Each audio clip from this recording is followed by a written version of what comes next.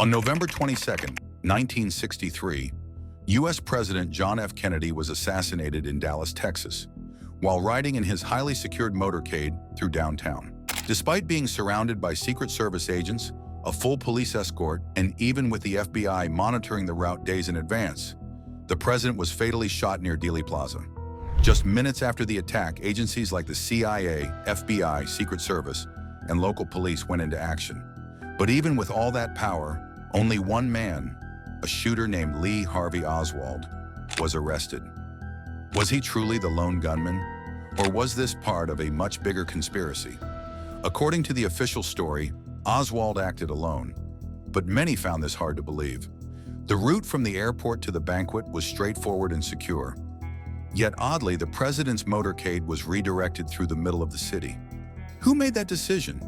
The man who allegedly fired the shots had gotten a job at the Texas School Book Depository just a month earlier, hired after a simple phone call. Strangely, a woman wearing a scarf was seen filming the scene at the time of the shooting, yet to this day she has never been identified. Who was she, and why was she never found? Today is exactly 60 years since that dark day. The investigation that followed raised more questions than answers. Many believe the U.S. government, or at least some of its top agencies, covered up key facts about the assassination. One of the first red flags was the venue selection. JFK was scheduled to speak in Dallas, and two options were proposed: the Trade Mart and the Women's Building.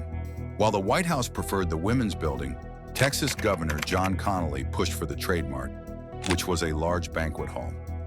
On November 14th, just 8 days before the assassination, the Trade Mart was finalized as the venue, but this information wasn't made public at the time.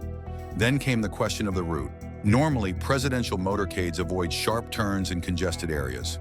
A more secure bypass route was available, but it was rejected. Instead, the route went directly past the Book Depository building, where the shooter would later take aim. You might think this risky route was chosen by someone with bad intentions, but no. It was actually President Kennedy himself who insisted on passing through the city so he could be closer to the public. But if the Women's Building had been selected instead, the motorcade would have taken a different route entirely, moving eastward, away from the Book Depository. This would have made it harder for the shooter to aim. In fact, the First Lady Jacqueline Kennedy always sat to the president's left, meaning she would have been directly between him and the shooter. In short, selecting the Trade Mart venue played a crucial role in how the assassination unfolded. And that decision was made by Governor Connally, who was also in the limousine when the attack happened and was himself shot, though he survived. He had actually opposed the downtown route all along, favoring the safer option. So who really orchestrated all of this? The motorcade route and event details were only made public 4 days before the assassination. But interestingly, something happened 2 months earlier that suggests someone knew what was coming. In September 1963, the Book Depository had a sudden staff shortage. A man named Buell Wesley Frazier was offered a job there through an employment agency. He lived about 30 minutes away in Irving, Texas. On September 13th, he was hired immediately.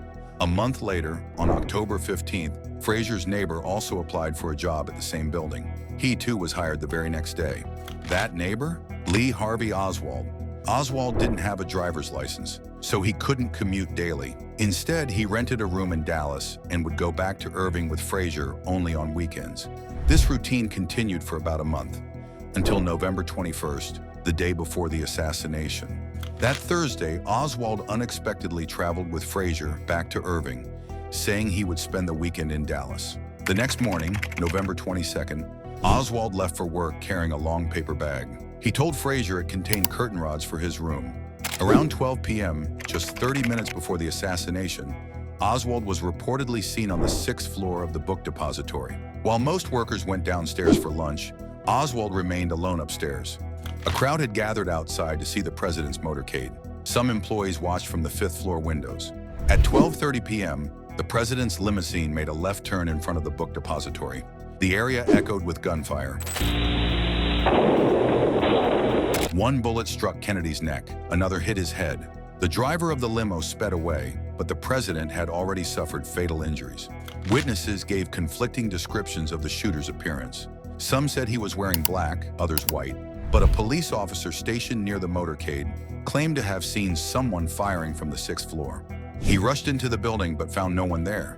Within minutes, the building was sealed by police and the FBI. All employees were held inside, except for one.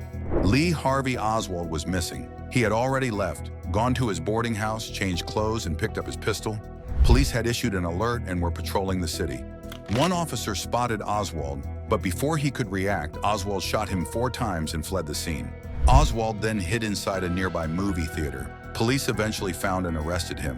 For 2 days, Oswald was intensely interrogated by the police, FBI, and CIA, but no recordings were ever made. Whatever happened behind those closed doors remains a mystery. If you like the video, please hit that like button and subscribe our channel. Samix Truths for more interesting and informative content.